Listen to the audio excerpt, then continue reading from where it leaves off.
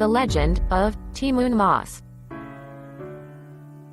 Pada zaman dahulu, di sebuah desa di daerah Jawa Tengah, hidup seorang janda paruh baya yang bernama Mbok Srini.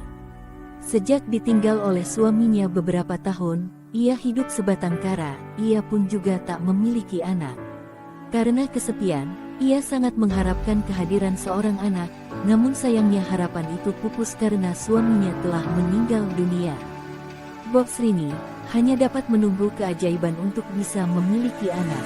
Ia berharap keajaiban terjadi padanya, dengan selalu berdoa siang dan malam kepada Tuhan Yang Maha Kuasa, agar dapat diberikan anak. Pada suatu malam, harapan itu datang lewat mimpinya. Dalam mimpinya, Mbok Srini didatangi sesosok raksasa yang menyuruhnya pergi mengambil sebuah bungkusan di bawah pohon besar di hutan tempat biasanya ia mencari kayu bakar. Saat terbangun di pagi hari, Mbok Srini hampir tidak percaya dengan mimpinya semalam. Namun, Mbok Srini berusaha menghilangkan keraguan hatinya. Dengan penuh harapan, ia bergegas menuju ke hutan yang ditunjuk oleh raksasa itu. Setibanya di hutan, ia mencari bungkusan yang berada di bawah pohon besar. Namun ia justru sangat terkejut saat menemukan bungkusan yang dikiranya berisi seorang bayi, tetapi isinya hanyalah sebutir biji timun. Hatinya pun kembali bertanya-tanya mengapa raksasa memberinya sebutir biji timun. Di tengah kebingungannya, tanpa disadari ada sesosok raksasa berdiri di belakangnya sambil tertawa terbahak-bahak. Mbok Srini pun terkejut sambil membalikkan badannya. Betapa terkejutnya ia karena raksasa itulah yang hadir dalam mimpinya. Ia pun menjadi ketakutan. Mbok Srini takut dan memohon kepada raksasa untuk tidak memakannya. Raksasa mengetahui keinginannya yang ingin mempunyai anak. Raksasa itu memerintahkan kepada Mbok Srini untuk menanam biji timun itu dan akan mendapatkan anak perempuan. Namun, anak itu kelak akan diberikan kepada raksasa ketika sudah dewasa. Mbok Srini pun menyetujui hal itu. Raksasa itu pun kemudian menghilang, lalu ia segera menanam biji timun itu di ladangnya. Setiap hari ia merawat tanaman itu dengan baik. 2 bulan kemudian, tanaman timun itu hanya berbuah satu dan melebihi ukuran buah timun pada umumnya. Warnanya kuning keemasan. Ketika buah timun sudah masak, Mbok Srini membawa dengan susah payah ke gubuknya. Ia terkejut ketika membelah timun, ia melihat seorang bayi perempuan yang sangat cantik. Saat akan menggendongnya, bayi itu tiba-tiba menangis. Mbok Srini pun bahagia mendengar suara yang dirindukannya. Perasaan bahagianya membuat enggan untuk menepati janjinya kepada raksasa. Ia merawat dan mendidik Timun Mas dengan rasa kasih sayang hingga tumbuh menjadi perempuan yang cantik. Mbok Srini sangat bangga, karena selain cantik, Timun Mas juga memiliki kecerdasan yang luar biasa dan sifatnya yang baik. Oleh karena itu, ia sangat sayang kepadanya.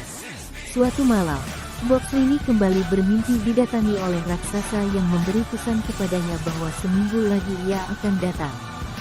Sejak itu, ia selalu duduk termenung seorang diri. Hatinya pun menjadi sedih, karena akan berpisah dengan Timun Mas. Suatu sore, Timun Emas memberanikan diri untuk menanyakan kegundahan hati yang dirasakan oleh ibunya. Dengan terpaksa, ia menceritakan semua rahasia hingga mimpinya itu.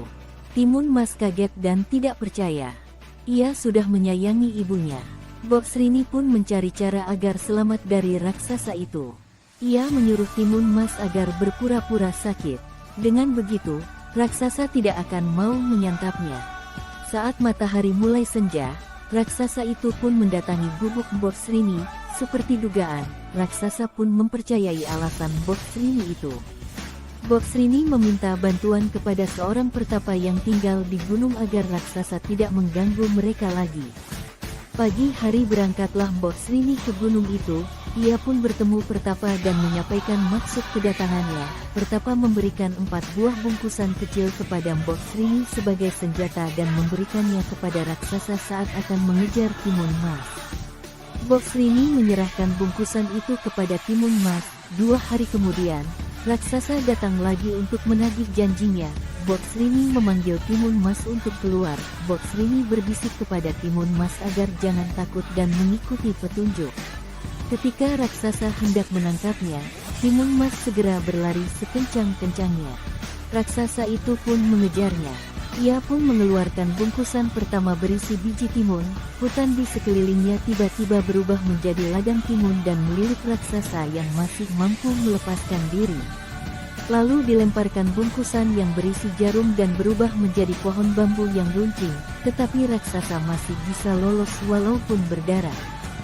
Timun Mas membuka bungkusan berisi garam dan sekejap menjadi lautan, tetapi raksasa masih lolos. Senjatanya tersisa satu, dan dengan keyakinan, ia melempar berisi terasi dan berubah menjadi lautan lumpur mendidih. Raksasa tercebur dan tewas seketika. Maka selamatlah Timun Mas dari kejaran raksasa itu. Timun Mas menemui Mbok Srini, dan Mbok Srini mengucap syukur kepada Tuhan. Sejak itu Mbok Srini dan Timun Mas hidup berbahagia. Nah, itulah dongeng Timun Mas. Pesannya, orang yang punya niat jahat seperti raksasa, akhirnya akan mendapatkan celaka, dan rintangan dalam hidup dapat diselesaikan dengan baik jika dilakukan dengan usaha dan kerja keras.